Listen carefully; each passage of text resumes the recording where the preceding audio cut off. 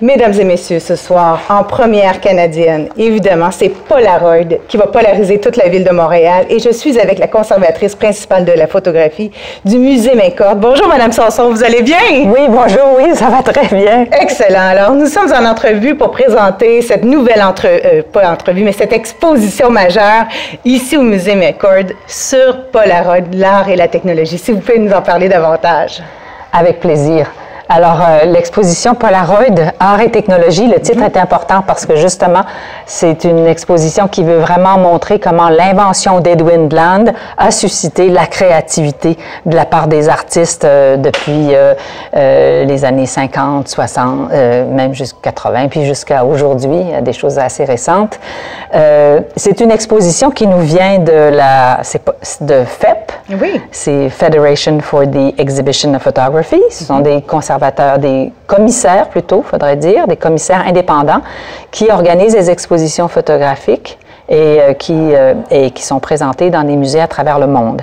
Et celle-ci, Polaroid Art et Technologie, a fait appel à des conservateurs, oui, de la collection Polaroid, Barbara Hitchcock, Debbie Douglas du MIT, Monsieur Bill Ewing de FEP et puis deux autres commissaires qui ne sont pas présents aujourd'hui pour le lancement, mais qui sont d'Europe, de Vienne entre autres, parce qu'il y a le Westlicht Museum de Vienne qui a une importante partie de la collection Polaroid. Polaroid, qui est lancée à Montréal le 13 juin. Ce soir, c'est votre vernissage. Oui. Vous avez même choisi 3 artistes de Montréal, dont une femme, qui est Mme Louise Abbott, avec qui je me suis entretenue en entrevue aujourd'hui. Parlez-moi un petit peu pourquoi vous avez choisi Mme Abbott, qui est une écrivaine, une cinéaste et une photographe vraiment expérimentée. Oui, c'est une artiste, je pense, qui va vraiment laisser une marque importante dans le paysage culturel canadien et québécois et montréalais. Elle a travaillé beaucoup avec les Cris, entre autres, pour documenter leur tradition, leur manière de vivre actuelle. Elle s'intéresse beaucoup aux traditions des cantons de l'Est, où elle habite en ce moment, mais elle a fait beaucoup de films sur différents sujets. C'est une photojournaliste à l'origine, donc il y a toujours chez elle ce souci de faire connaître des sujets, d'approfondir des questions, d'aller... Alors ça, c'est très en accord avec la mission du Musée McCord, les intérêts du Musée McCord. Et c'est une femme dont j'aimerais faire connaître le travail. D'une façon ou d'une autre. Et là, en discutant avec elle, elle m'expliquait qu'elle avait participé au Artist Support Program. C'est un programme qui avait été mis de l'avant pour Polaroid, par Polaroid, pour avoir l'expérience des artistes avec ce nouvel appareil, ces nouveaux films. Et Louise Abbott fait partie de ce programme-là à Arles en 1979. Alors, c'est comme ça que j'ai eu vraiment envie de montrer ces photographies. Alors, il y a une petite série de ces photos qui sont dans une zone qu'on appelle observation. Ce sont des portraits. Nous sommes en ce moment, nous sommes choyés. Dites-moi, Mme Sanson, aussi, j'ai vu aussi des genres de fresques ou de montages de photos Polaroid. Oui. C'est fantastique. C'est comme un tableau. Vous m'avez dit tout à l'heure une mosaïque de photos qui fait un tout. Oui. C'est très original. Ça vaut vraiment le déplacement. Expliquez-moi un petit peu ce genre d'art. Oui, bien ça a été, c'est encore là, c'est le Polaroid entre les mains des artistes et ça a été vraiment un outil d'exploration. Alors, les artistes ont utilisé ça de toutes les façons qui n'étaient pas nécessairement indiquées dans le livret d'instruction, pas simplement faire sortir la photo et puis se contenter de ce qui était sorti. Mais les mosaïques, peut-être que le photographe le plus représentatif de ça, l'artiste, c'est David Hockney, qui est très connu pour ses tableaux, sa peinture.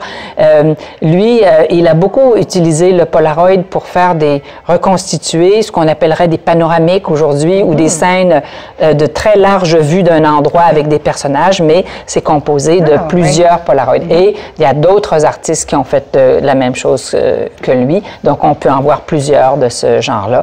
Il y a aussi des Polaroids qui sont des photos de collage, des photographies, des Polaroids de Polaroid, des mises en abîme, où est-ce qu'on prend la photographie et on la refotographie.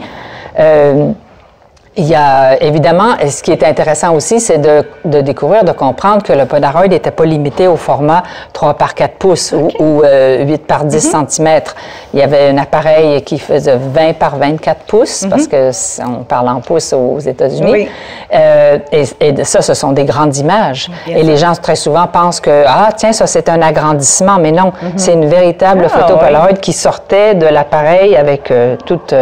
Oui, parce que c'était une science, hein, c'est bien cela. Ça a servi à un caractère aussi scientifique, le Polaroid. Oui. Et je me dis, aujourd'hui, est-ce que les gens avec les selfies ont encore la même valeur de la photo? Parce que c'était instantané, c'était polarisant d'avoir la photo de l'appareil. Est-ce qu'il y a un côté un petit peu plus...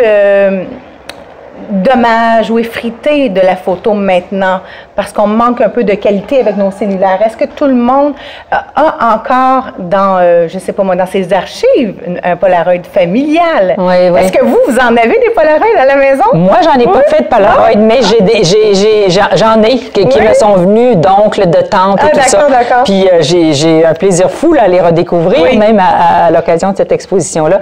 Puis je les trouve effectivement très, très touchants parce que ça a vraiment été un moment. Et puis, j'ai pas de copie de cette photo-là, comme je vous disais auparavant. C'est des photos uniques. C'est des photos en plus qui sont pas retouchées.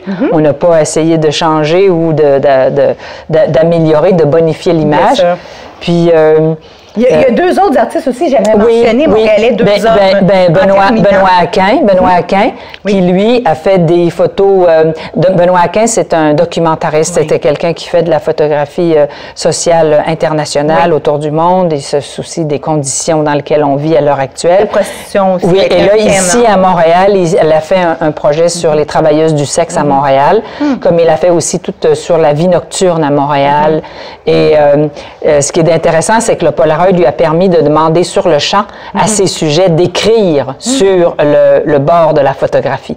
Alors, on a le portrait, mais on a aussi un commentaire de la personne qui se fait photographier. Oui, oui. Et puis, puis il y a aussi du travail de Charles Gagnon, un artiste qui est décédé, mais qui est un grand maître de l'art abstrait. Oui.